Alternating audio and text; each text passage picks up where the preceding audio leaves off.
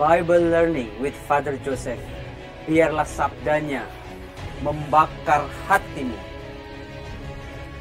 Dan biarlah inspirasi Roh Kudus turun atasmu.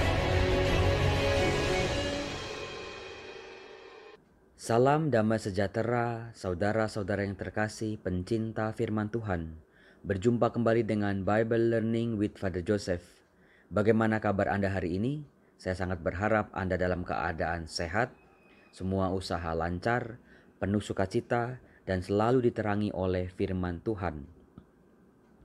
Pada kesempatan kali ini saya akan membahas tentang kitab Ayub. Setelah sebelumnya kita telah membahas Ayub bab 1 dan Ayub bab 2. Kali ini saya akan membongkar apa yang menjadi rahasia Ayub dalam bertahan. Keputusan-keputusan penting apa yang diambil oleh Ayub dalam penderitaannya. Dan juga yang berikut, yang terakhir adalah apa yang menjadi senjata rahasia Ayub ketika dia dipulihkan oleh Allah. Mari kita mulai. Dalam Ayub bab 3, kita akan membaca atau menemukan kisah atau wajah Ayub yang lain. Kalau sebelumnya di bab 1 dan bab 2, Ayub digambarkan sama sekali tidak mengutuki Tuhan. Ayub sama sekali tampil sebagai pribadi yang saleh, jujur, takut akan Allah, dan juga menjauhi kejahatan. Bahkan dia mengatakan, kita telah menerima apa yang baik, mengapa kita tidak menerima apa yang buruk? Tuhan yang mengambil, Tuhan yang menerima. Itu kita temukan di Ayub bab 1 dan Ayub bab 2. Tetapi di Ayub bab 3 tampak sekali lain sama sekali. Di situ Ayub sedang mengutuki hari kelahirannya. Bahkan dia tidak senang ketika waktu lahir dia dilahirkan dengan selamat. Ketika waktu lahir orang tuanya bersukacita atas kelahiran dia sebagai anak laki-laki.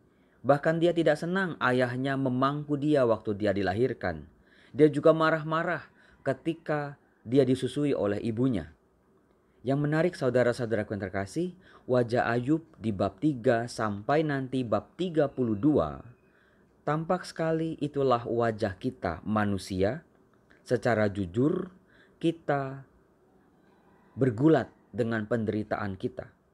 Ayub mencari jawab. Dia mencari jawab, dia bertanya kepada Tuhan, kenapa dia sampai menderita? Apa alasan Tuhan kenapa Ayub sampai menderita? Apa kesalahannya? Apa pelanggaran-pelanggaran yang pernah dilakukannya? Karena selama ini Ayub yakin dia telah hidup suci, dia hidup taat dan saleh. Pergulatan Ayub ditemani oleh 4 teman Ayub yang bernama Elifas orang Teman, Bildad, Zofar, dan Elihu. Jadi semacam sebuah dialog panjang yang menurut saya bukan dialog tetapi semacam dakwaan-dakwaan seperti orang-orang di pengadilan, di mana Ayub mendakwa Allah yang tidak adil untuk hidupnya, Allah yang menutup mata terhadap penderitaannya. Sementara sampai bab 32 pihak Allah seolah-olah diwakili oleh keempat teman Ayub tadi. Mereka berempat berbicara atas nama Allah. Mereka berusaha seolah-olah membela Allah di hadapan Ayub. Ini yang menarik ketika kita membaca kitab Ayub. Misalnya ketika Ayub berkeluh kesah di bab 3, nanti di bab 4 mulai muncul temannya yang bernama Elifas. Dia menegur Ayub. Misalnya tegurannya, Ayub, selama ini tidak pernah ada orang baik menderita. Tidak pernah ada orang jahat itu tidak dihukum. Jadi mau dikatakan seolah-olah Elifas, Ayub, kamu itu salah.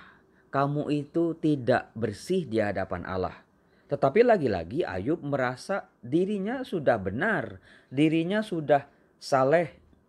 Bahkan Allah sendiri mengatakan bahwa Ayub ini saleh, jujur, takut akan Allah dan menjauhi kejahatan.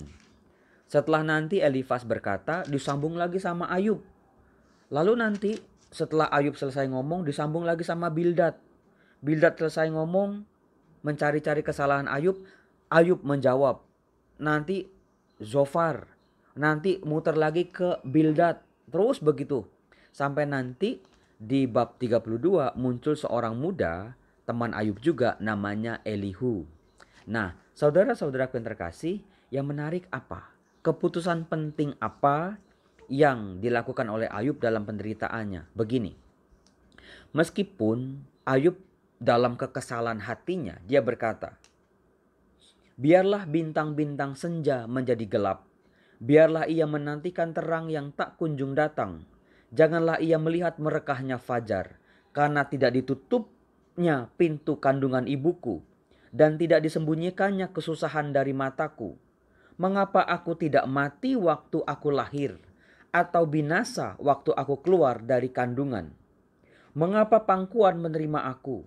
Mengapa ada buah dada sehingga aku dapat menyusu? Jika tidak, aku sekarang berbaring dan tenang. Aku tertidur dan mendapat istirahat bersama-sama raja-raja dan penasehat-penasehat di bumi yang mendirikan kembali reruntuhan bagi dirinya. Atau bersama-sama pembesar-pembesar yang mempunyai emas dan memenuhi rumahnya dengan perak. Kalimat ini penting saudara-saudara. Kenapa? Karena sebetulnya Ayub lebih memilih mati. Bagi Ayub, kematian jauh lebih menenteramkan hatinya daripada penderitaan yang dia alami selagi masih hidup. Ayub membayang-bayangkan, lebih baik waktu dia dilahirkan dia mati. Lebih baik waktu dia dilahirkan itu tidak ada yang menerima dia sehingga dia mati. Lebih baik ketika waktu dia dilahirkan tidak ada ibu yang menyusui dia sehingga dia mati. Karena Ayub berkata tadi, kalau dia mati, sekarang dia bisa tenang, istirahat bersama raja-raja dan penasihat-penasihat bumi yang mendirikan kembali reruntuhannya. Jadi untuk mengerti ayat ini, kita bisa melihat saudara-saudara kita yang Konghucu atau dari tradisi Cina, ketika mereka mati kan ada rumah-rumahan dibakar, ada parabola, ada LCD, ada harta-harta emas-emas dibakar dengan sebuah keyakinan nanti di alam baka itu mereka akan dapat apa yang mereka bakar. Nah, persis di sini. Bagi Ayub, orang mati aja bisa ada dalam bayangan orang Timur Tengah kuno waktu itu. Orang mati aja masih bisa merasakan kebahagiaan dibanding dirinya Ayub ketika masih hidup yang penuh dengan penderitaan. Jadi Ayub mengatakan, daripada aku hidup aku mati aja deh. Karena kematian yang tadinya menakutkan, yang tadinya ketiadaan Allah, bagi Ayub justru lebih baik daripada sekarang hidupnya dia menderita dan Allah diam saja terhadap penderitaannya. Tapi apa yang menarik saudara-saudara, meskipun Ayub sempat berpikir demikian, dia tidak bunuh diri. Jadi dalam kitab Ayub, bunuh diri bukan solusi terhadap penderitaan. Itu harus dicatat baik-baik. Itulah senjata Ayub dalam bertahan. Dia memilih untuk tetap bertahan, menghadapi penderitaannya meskipun dengan kekasalan, dengan kemarahan, dengan kekecewaan yang bertubi-tubi. Tapi dia hadapi itu. Dia tidak menyerah dengan penderitaannya. Itu senjata kekuatan Ayub dalam bertahan. Lalu apa yang menjadi senjata atau kekuatan Ayub ketika dia dipulihkan? Saya akan membacakan kepada saudara-saudara begini. Ayub bab 42 ayat 7 sampai ayat 9. Setelah Tuhan mengucapkan firman itu kepada Ayub, maka berfirmanlah Tuhan kepada Elifas orang Teman. Murkaku menyala-nyala terhadap engkau dan terhadap kedua sahabatmu, karena kamu tidak berkata benar tentang aku seperti hambaku Ayub. Oleh sebab itu, ambillah 7 ekor lembu jantan dan 7 ekor domba jantan, dan pergilah kepada hambaku Ayub, lalu persembahkanlah semuanya itu sebagai korban bakaran untuk dirimu, dan baiklah hambaku Ayub meminta doa untuk kamu. Karena hanya permintaannya lah yang akan kuterima, supaya aku tidak melakukan aniaya terhadap kamu. Sebab kamu tidak berkata benar tentang aku seperti hambaku Ayub. Maka pergilah Elifas orang Teman, Bildad orang Suah, Zofar orang Naama, lalu mereka melakukan seperti yang difirmankan Tuhan kepada mereka, dan Tuhan menerima permintaan Ayub. Ada sebuah misteri yang menarik yang kita bisa gali di sini, saudara-saudaraku yang terkasih. Bildad, Zofar, dan Elifas, 3 sahabat Ayub yang tadinya datang berkunjung melihat penderitaan Ayub. Mereka bahkan duduk diam selama 7 hari. Tetapi mereka seolah-olah berusaha mencari-cari kesalahan Ayub. Mereka dikatakan tadi, mereka sebagai pengacaranya Allah tidak berkata benar tentang Allah. Nah, saudara-saudara yang terkasih, dikatakan tadi Allah marah sama mereka bertiga ini dan berencana menghukum mereka. Tetapi apa yang terjadi? Allah meminta Elifas untuk mempersembahkan korban dan menyuruh Elifas untuk meminta Ayub mendoakan mereka. Apa yang terjadi? Apa yang menarik? Dalam proses pergulatan Ayub, ketika teman Ayub ini datang mencoba untuk menghibur. Tapi apa yang terjadi kalau kita baca di Ayub bab 16? Di situ Ayub setelah mendengar penghiburan-penghiburan teman-temannya, mencari-cari kesalahan-kesalahan dirinya, Ayub sampai mengomong begini. Ayub menjawab, hal seperti itu telah acap kali ku dengar, penghibur sialan kamu semua. Itu di Ayub bab 16 ayat 2. Ayub kesal, Ayub marah dengan teman-temannya ini karena bukannya menghibur tapi menambah kedukaan, menambah penderitaan dirinya, menambah beban hidupnya. Maka itulah yang akan dihukum oleh Allah.